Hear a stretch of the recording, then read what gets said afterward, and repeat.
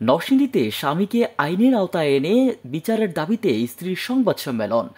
নারী ও শিশু নির্যাতন মামলায় গ্রেফতারি পরোয়ানা জারিকৃত প্রতারক, নারী লিপ্ত ও অর্থলোভী আব্দুল আজিজকে দ্রুত আইনের আওতায় এনে বিচারের দাবিতে সংবাদ সম্মেলন করেছে স্ত্রী সুমি আক্তার।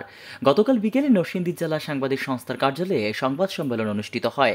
সংবাদ সম্মেলনে ব্রাহ্মণবাড়িয়া জেলার বাঞ্ছারামপুর উপজেলার মাসিমনগর এলাকার আব্দুল আওয়ালের মেয়ে সুমি আক্তার জানান, তার স্বামীর ঘরে 2 মেয়ে রেখে বরগুনা জেলার সদর উপজেলার চরকগাছিয়া গ্রামের আব্দুল আজিজকে বিয়ে করে সংসার জীবন শুরু করে। আব্দুল আজিজ হাউজিং কোম্পানির রিক্রুটিং এজেন্ট হিসেবে কাজ করত। বিয়েতে সুমি বেগম তার বাবার সম্পত্তি বিক্রি করে 16 লাখ টাকা ব্যাংকে জমা রাখে। এদিকে অর্থলোভী আব্দুল আজিজের নজর পড়ে সেই টাকা হাতিয়ে নিতে সে তার স্ত্রী সুমি আক্তারকে একটি ফ্ল্যাট কিনে দেবার কথা বলে।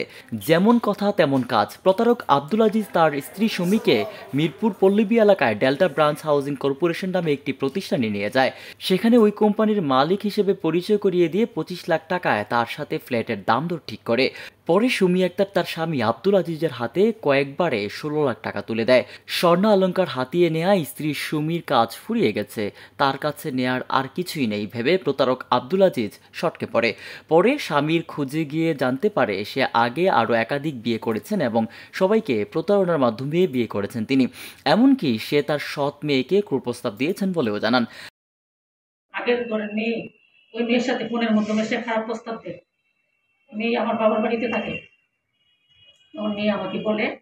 তারপরে আমি বলছি যে যে ওই যে ফোনের মধ্যে এত কিছু বলে, আমি তো আর শুনি না, জিজ্ঞেস করলে তো সে স্বীকার করবে না। এবার মোবাইলে কথাগুলি রেকর্ডিং হইলে ভালো হয়।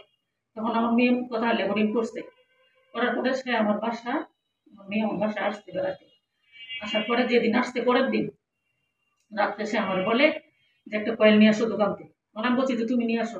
এই কয়েলের নাম দিয়ে সে আমার ঘর থেকে বের করে দিয়ে রুমের দরজা বন্ধ করে দর্শনের চেষ্টা করে মেয়েদের। এখন সন্তানদের নিয়ে মানবেতর জীবনযাপন করছেন সুমি। তাই এখন সুমি তার অর্থ ফিরে পেতে সকলের সহযোগিতা কামনা করেন এবং প্রতারক লম্পট স্বামীকে আইনের আওতায় এনে দৃষ্টান্তমূলক শাস্তি দাবি করেন। আমি বাংলাদেশ সরকারের কাছে আমি বিচার চাই, মেয়ের প্রতি বিচার চাই। আমার সাথে যে প্রতারণা করছে, আমার টাকা পয়সা ভেঙে নিছে, এই বিচারে বাংলাদেশ সরকারের কাছে।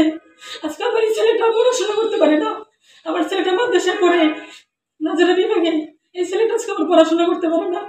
আমার ছেলেটার খোঁজ খবর না, আমার খোঁজ খবর না, আমার টাকা পয়সা নিয়ে আমাকে রাস্তার ফকির বানিয়ে আমার ক্ষতি করে সে পালাই গেছে। বাংলাদেশের মানুষের কাছে আমার একটা অনুরোধ, এই প্রতারক যেখানে থাকুক না কেন তারা যেন আইনের হাতে তুলে দেয়, আর বাংলাদেশ সরকার জন্য এই বিচার জন্য করে। নরসিংদী থেকে আশরাফুল ইসলাম সবুজ, আমার বার্তা।